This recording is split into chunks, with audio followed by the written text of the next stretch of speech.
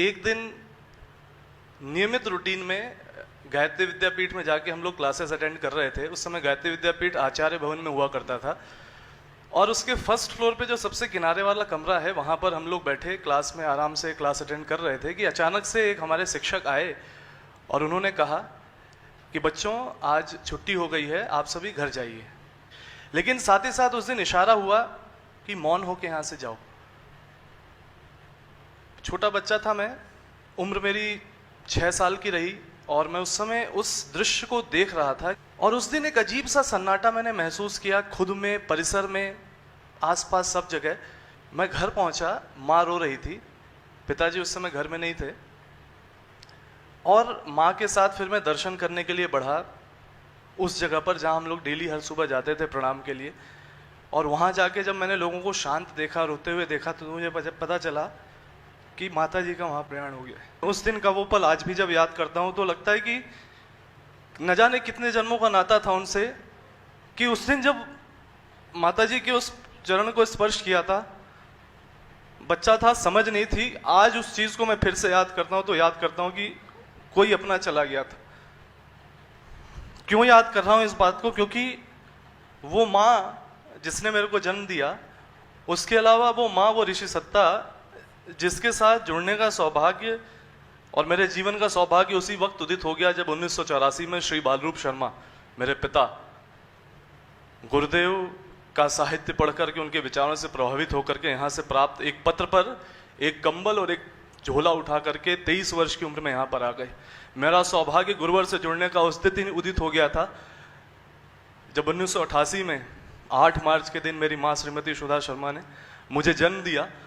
और मुझे इस बात की हमेशा खुशी है कि जन्म स्थान में जब शांति कुंज हरिद्वार कहा जाता है तो बड़ी प्रसन्नता का अनुभव होता है कि हमारा जन्म शांति कुंज हरिद्वार की पवित्र भूमि पर हुआ है। माता जी ने पूछा, पिताजी का नाम सुना, बोले क्यों रे? बालरूप, तेरा बेटा गोपाल रूप, गोपाल कृष्ण। लेकिन इस नाम को जो माता जी ने दिया, दुनिया में जहां पर भी गया लोगों ने एक बार ठहर के जरूर पूछा कि ये भाई कौन सा बोनस ऑफर मिला है तुमको कि गोपाल भी हो और कृष्ण भी हो।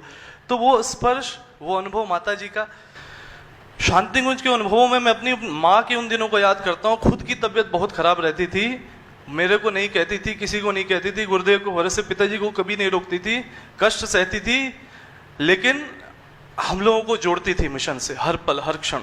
एक वो दिन जब रात को लगभग 11:30-12 बजे का, मुझे वो दृश्य अभी भी याद है। छोटा सा बच्चा था, सावित्री 27 में रहता था छत पर, और जो पहला कमरा था वहां मुझे अभी भी याद है।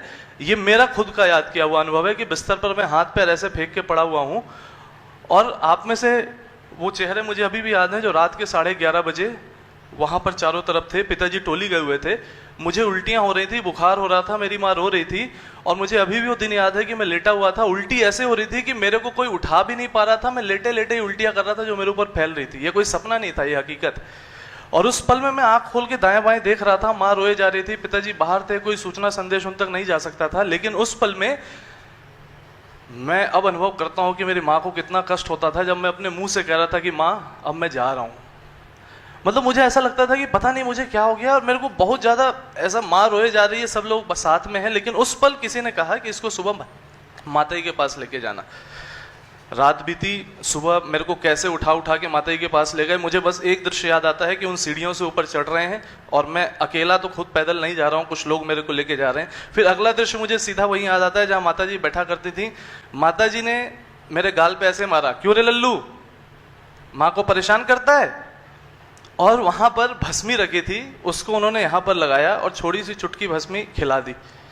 वो लड़का जो कल रात को कह रहा था कि अब किसी और लोक में गमन करने का मन है, उस पल में वो भस्मी का लगाना, वो भस्मी का खाना, और अगले पल वही लड़का अब ये देख रहा है कि माताजी लड्डू कब देंगी, क्योंकि अब जो होना था वो हो चुका था। अब नजर लड्डू पे थी कि माताजी लड्डू कब देंगी। तो वो एक पल का न जाने क्या चमत्कार था कि उस एक पल में जीवन में अनुभव हो गया। और वो दिन है और आज का दिन है, चाहे दुनिया में कहीं भी गए हों, माँ पिता ने भी हमेशा अभ्यास कराया और वही अभ्यास हम अपने आने वाली पीढ़ी और बच्चे को भी कराते हैं कि बेटा ये यज्ञ की जो भस्म है ना, इसमें वो ताकत है, उस स्पर्श को हमने पाया है, यहाँ पे लगा के और 2 चुटकी खा के दिल में लगा के फिर दुनिया में कहीं भी निकलो, इसमें वो सुरक्षा कवच।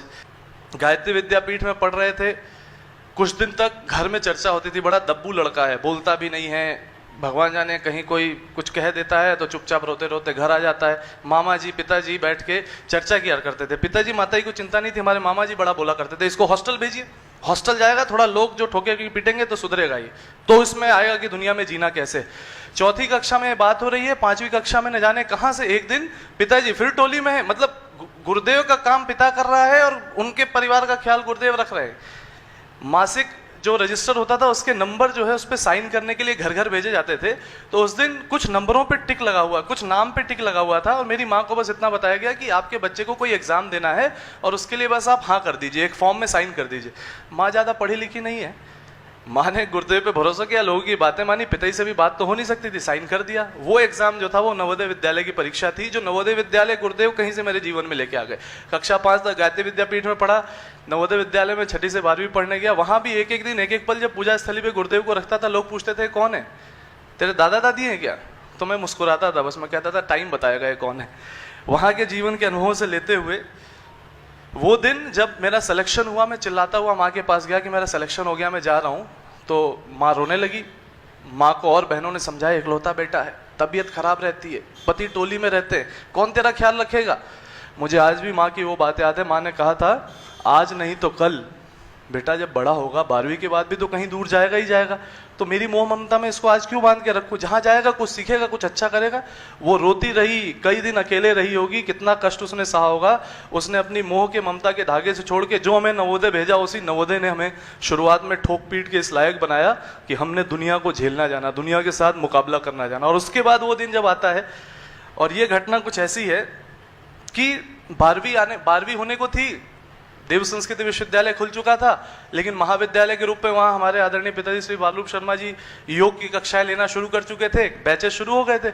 लेकिन अपने को योग में कुछ करना नहीं था। देव संस्कृति विश्वविद्यालय की स्थापना जब हुई थी, तो चाहे ईंट डली हो, तो चाहे उसका मॉडल देखते हो, तो चाहे लोगों से सुनते हो, तो बड़ा गर्व का अनुभव होता था कि हमारा भी अपना विश्वविद्यालय।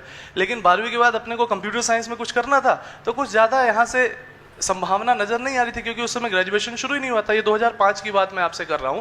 लेकिन 2005 का एक वो दिन, जो अब वो अनुभव है जो मैं आपसे जब साझा कर रहा हूं, ये बात मैंने माता पिता को भी इतने डिटेल में नहीं पता है जो आज मैं आपके सामने बोल रहा हूं। सत्येंद्र पटेल जी के साथ मुझे उनका जो बाहर शॉप था कमल चाचा का, वहां से शांतिकुंज के अंदर आना था किसी से मिलने के लिए। मैं रोड क्रॉस करके वहां पे गया, उनसे मिला और मैं आने को ही था। कितनी दूरी थी? 15 कदम की। लेकिन न जाने क्या हुआ, सत्यम पटेल जो उनका छोटा भाई है, उसके साथ में अक्सर उसकी जो कैलिबर मजबूत बाइक थी, उससे वो मेरे को कहीं कहीं आवश्यकता के समय ले जाता था। इतनी मजबूत बाइक पे वो अचानक से बोले कि अपन इधर से घूम के चलते हैं। तो मैं उनसे कहा सचिंद्र भैया से कि अरे भैया 10 कदम ही तो चलना है, सीधे चल देते हैं। तो बोले अरे नहीं भाई, उधर से घूम के चलेंगे, चुंगी से होके चलेंगे। मुझे वो पल याद है कि मैं बाइक पे बैठा हूं उनके पीछे, बाइक चली है, और बाइक चलते समय मैं उनको इतना भर बोला हूं, भैया आज गाड़ियां बहुत आती दिख रही हैं। तो बोले अरे कोई बात नहीं। उसके बाद फिर जो हुआ है, अब मैं यहां से सीधे वहां पे पहुंचा देता हूं, जो मेरे को जब होश आया तब मेरे साथ क्या हुआ। जब मुझे होश आया है तो मैं एक एम्बुलेंस के अंदर लेटा हुआ हूं, और मेरे चेहरे के सामने अभी भी मेरे को याद है तरुणेंद्र भैया नजर आए, और उन्होंने मेरे सिर पे हाथ रख के कहा आराम से सो जा, कुछ नहीं कुछ नहीं है कुछ नहीं है। मेरे को लगा सपना चल रहा है।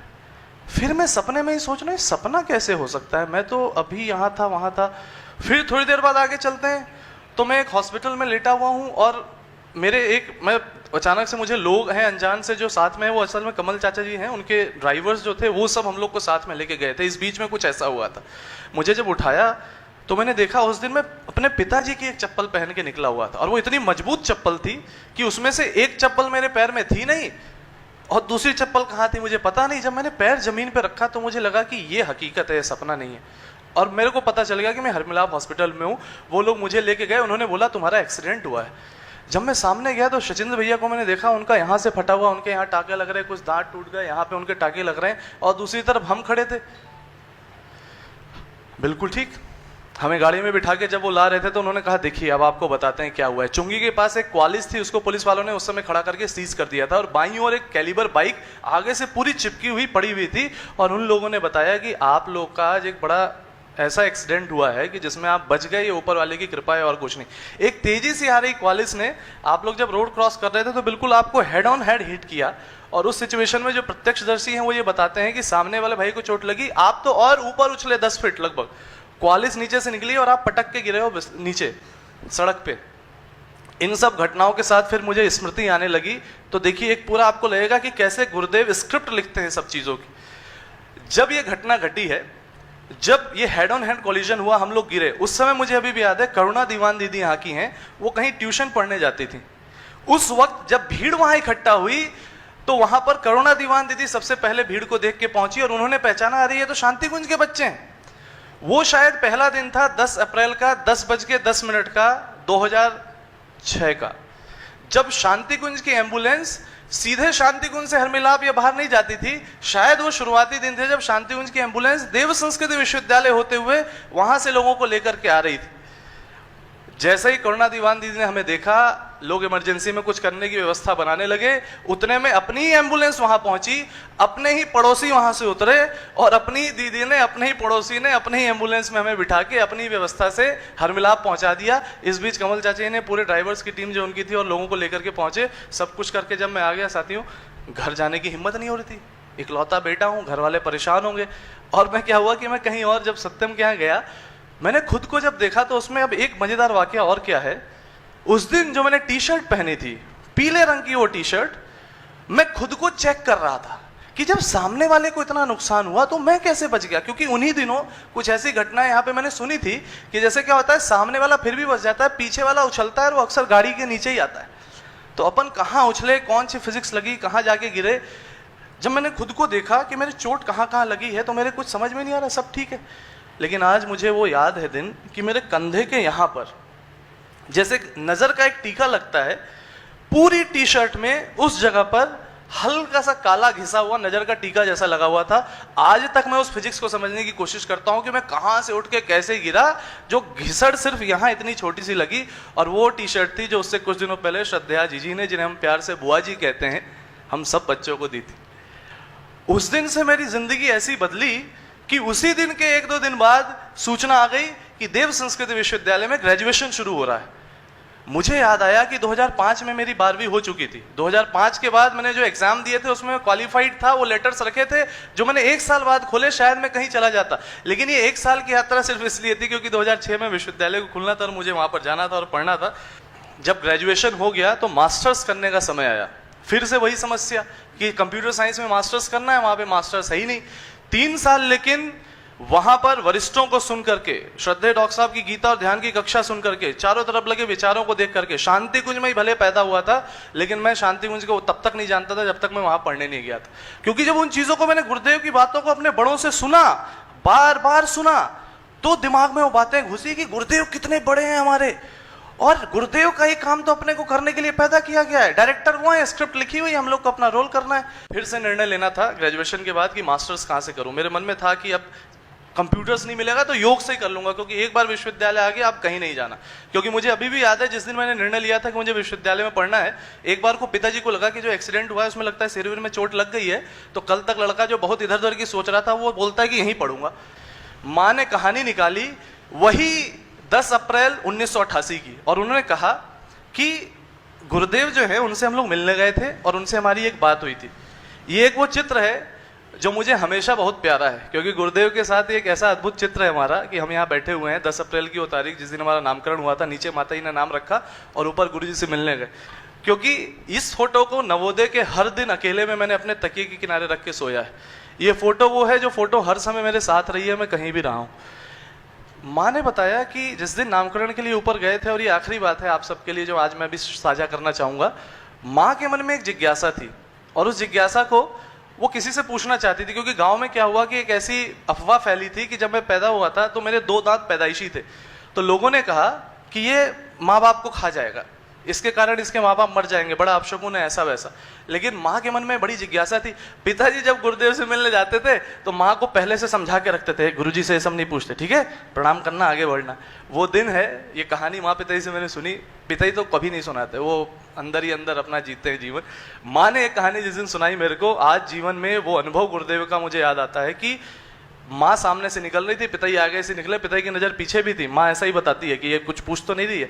गुरुदेव ने खुद माँ को रोक के कहा, क्यों रे छोरी। माँ बोलती है बार बार कि 3 बार बोलते थे गुरुजी, क्या पूछना है, क्या पूछना है, पूछ पूछ। तो माता जी एक बार हमारी जो है पिताजी को देखे हमारे, तो उतने में गुरुजी इशारा किए पूछ। तो माँ बोली हमारी कि गुरुजी ये बच्चा जो है ये जो है पैदा हुआ है, 2 दांत हैं इसके और लोग कहते हैं ये अपने माँ बाप को खा जाएगा और ऐसा करेगा वैसा करेगा। तो गुरुजी बोलते हैं कि ये मेरा बच्चा है, ये तेरी कोख से पैदा हुआ है और ये बाप से बढ़ के मिशन का काम करेगा। और दूसरी बात जो उन्होंने रिपीट की, बेटा बाप से बढ़ के मिशन का काम करना।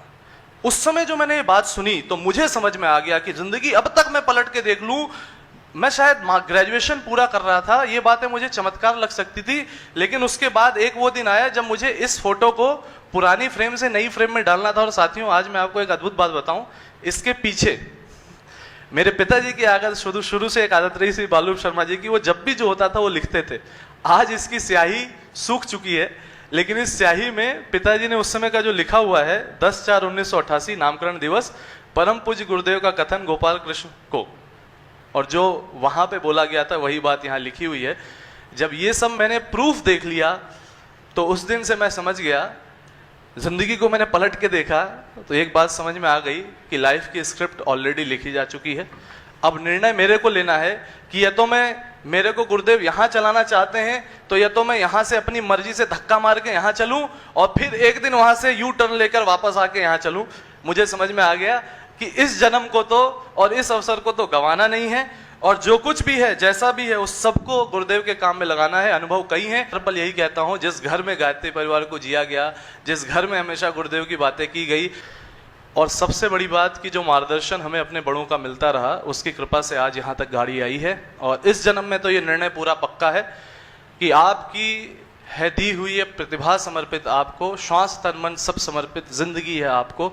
मेरी बातों पे आप भरोसा मत कीजिएगा, अगर कुछ कर जाऊं तो उस दिन ये सब कुछ जो कुछ अच्छा है ये सब गुरुदेव के चरणों में समर्पित। और मैं आज गर्व से कहता हूं, मैं अपने माता पिता और खासकर पिता जो कभी शायद दुनिया के सामने अपने अनुभव बता पाए या ना बता पाए, उसका अनुभव आपके सामने खड़ा है।